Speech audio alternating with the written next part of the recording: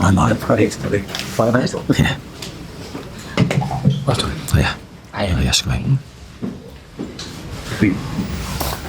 All right, Lou. Hi, Craig. Hi, Josh. Evening, everyone. Keith, do you want to get us started, please? Eddie, what a night! What a night! What an ending! What a goal from Will Osula. Can you sum up for us at all? The goal. Well, just Everything. The night, yeah. And the Yeah, massive win for us. I think we needed it. We know we needed it. It's been a tough run for us in the Premier League. I think some of our performances haven't been too bad in recent games, but we've found a way to lose games when we maybe shouldn't have done. And today we've started the game really well, and then of course we get a red card, and there would have been an easy feeling for the lads to adopt that feel sorry for ourselves, here we go again. And that's the biggest compliment I can give the lads. They've really stood up in that second half, and they've all given more. They've all believed that we can win the game, and so a brilliant end to the game. It's one of the best emotions that I think I felt, and I'm sure a lot of people will say the same. But also, we haven't done that enough, and hopefully that's a goal that's replayed quite a bit, because I think Will deserves it. Yeah, you talk about your emotions there. I wonder what was going through your mind as Will Osula was taking it down the touchline. He almost fell over. You're clicking into the 90th minute. Do you want him to go for the corner flag, or do you want him to go for a goal at that stage, given you're down to 10 men and I've beaten for a long time? I think the first thing I wanted to do was keep it in. There was a moment where I thought he's going to run out of grass and it's going to go out of play. So I think he does really well to keep it in. And then, no, I think in that moment, I'm not trying to be wise after the event, you sort of back Will's ability. That's one of his biggest strengths, running with the ball, his pace. I think the biggest thing is he's got such a long way to travel. He's got to try and not get fatigued in that last few steps when he's going to go to shoot, and he doesn't. You've probably heard already. I mean, Will asked after training yesterday for 10 more balls. He wanted 10 more finishes, and a carbon copy of the goal he scored today, and he scored 8 out of 10. So thankfully, I think that work, and that's all credit to the player, because he wanted it. He wanted to do more before he went in, and I'm a great believer in do the work, you get the reward. I'm delighted for him personally. And that second half, you won that second half with 10 men, the entire second half. I suppose that's the biggest compliment you can pay your side. Yeah, because I thought you were excellent in the first half. I thought we were really good. That was us somewhere near our best level again. We were quicker with the ball today. We were combining well with each other. I think it was a really good feel about the team. But of course, then sort of things unravelled. We scored. Well, we had a man leave the pitch. We scored. We conceded, and then we got a big second half mentally to get ourselves back in the right frame of mind for. And we've got players that have run through brick walls for this football club, and they did so again tonight, and I can't praise them enough. Thanks, Keith. George Colkin. Eddie, can you please give us word for word what your instructions were to Will when he comes on in the 18th? If you can remember. It wouldn't make much sense, because in that moment it's quite a stressful situation. So my words were, well, I'm not going to give you the whole, but basically we needed to be compact off the ball, and that's what we've done really well second half. The lines between our units were really good. We hadn't given them a lot of space to play through us. We'd forced them wide quite well. So we wanted to keep that while changing systems, so that's what we did. And then Will was the lone counter-attacker on his own. Now that's very difficult to do against any team, let alone the stage of the game that it was. And Manchester United were quite dominant at that stage with the ball. So he had one moment really to show his legs, and he did the rest. This has been an epic season. It just feels like nothing comes easy, or nothing is coming easy for you. And this is like the season, that feeling in microcosm. Yeah, I'd agree with that. I think we have that feeling ourselves, that everything is so hard to. Any win is hard to get. Things sort of look like they're conspiring against us at times, and we've got to really stand up and fight for everything that we're getting. But yeah, it's one of those spells for us. A slightly different feel today, where we're indebted to Aaron to make a number of really good saves for us. I think they're pivotal moments in the game. But I thought the collective mentality to defend our goal was a lot stronger today. A lot of block shots, a lot of bodies on the line, a lot of sort of hallmark of us at our best when we're defending properly. So I thought that was a big step forward as well. Thank you. We'll go to Ian, Kieran and then Lee, please. Ian? Eddie, sending off seemed a bit iffy to me. Don't know what you thought. I thought very iffy, in my opinion. I don't think Jacob's gone down to simulate or mislead the referee in any way. I think he's maybe anticipating contact. It doesn't come. He loses his footing. I think you've got to be really careful before changing the game in that way like the referee did and sort of ruin the game to a degree as a spectacle, although maybe not from our side at the end because we've got the result we wanted, but the game was very different, a lot slower. Yeah, I thought it was a poor decision personally. From the summer that rule will change, VAR will be able to look at that. Is that longer overdue?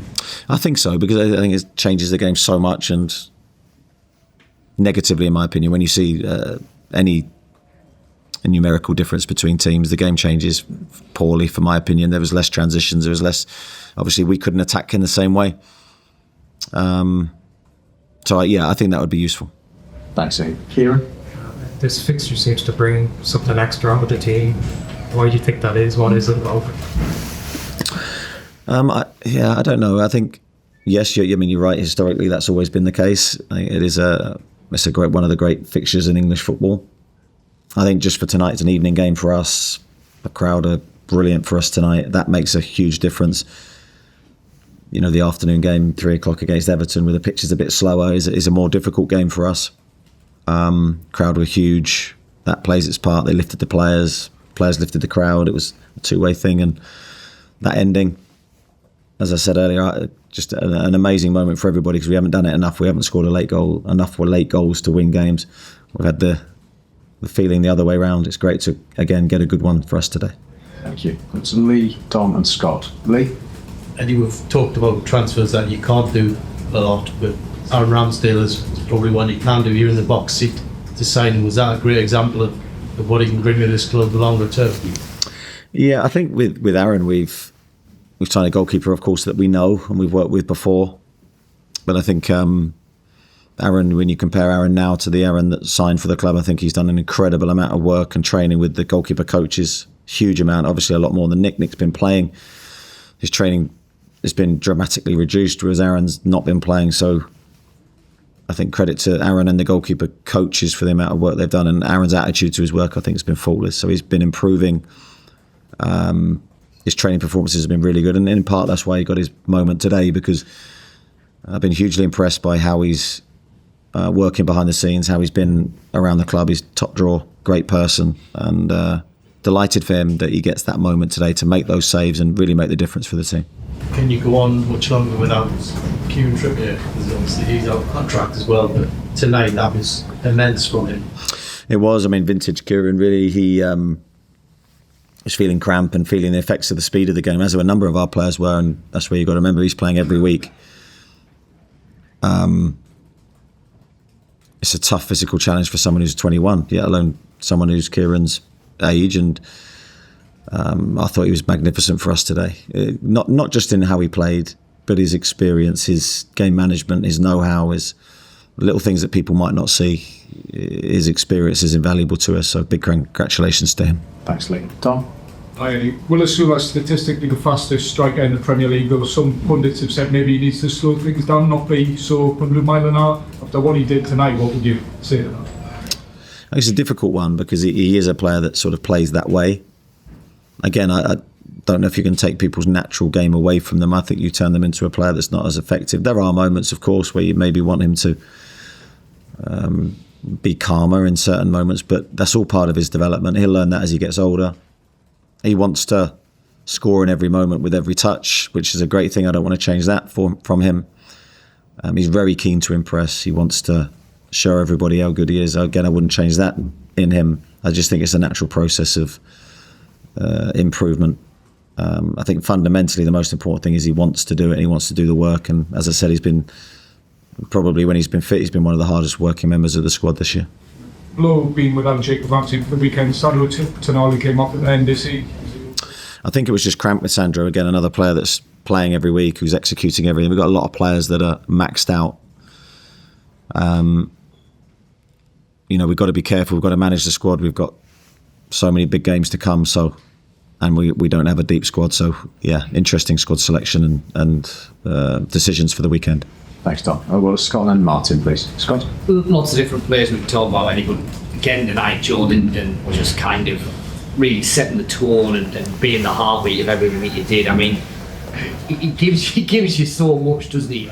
As a leader and as a kind of talisman for everyone else to run behind when he plays like that. Yeah, when he plays like that, he's almost like two players. He's an incredible player when he's fit and at his best. And again, he's a player that we've lost recently, and we've got to be really careful we don't lose him again. I mean, I'm probably executed more game time for him than maybe I wanted to, but he's so important to the team. We need him at that kind of level, which takes a lot to get a player into that level and try and keep him there. So fingers crossed he can stay fit and continue in the manner that he's played the last few games. Martin? Eddie, just in first half injury time, did you see where all those minutes came?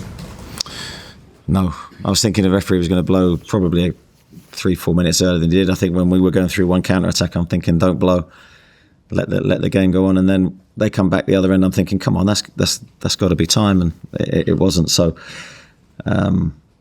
yeah, tough moment for us to concede right on half time. And again, that's where the red card, the goal conceded. Players at half time did really well, I have to say. To stay mentally present and just put that behind them and then concentrate on the second half, I thought was excellent. Could you use that as a sense of injustice? Half time, and they have to calm the players down. No, I think it's just a case of resetting that. I don't think necessarily it's worth talking about that with the players. I think it's about what we're going to do, how we're going to play in the second half. We made a tactical change, we made a substitution. We felt we needed a little bit more solidity in the middle of the pitch, while still trying to give them a threat with two strikers. So we changed what we did. I thought the guys executed it really well. Any more? No. Thank you. Thank you. Thanks very much. Thanks a lot.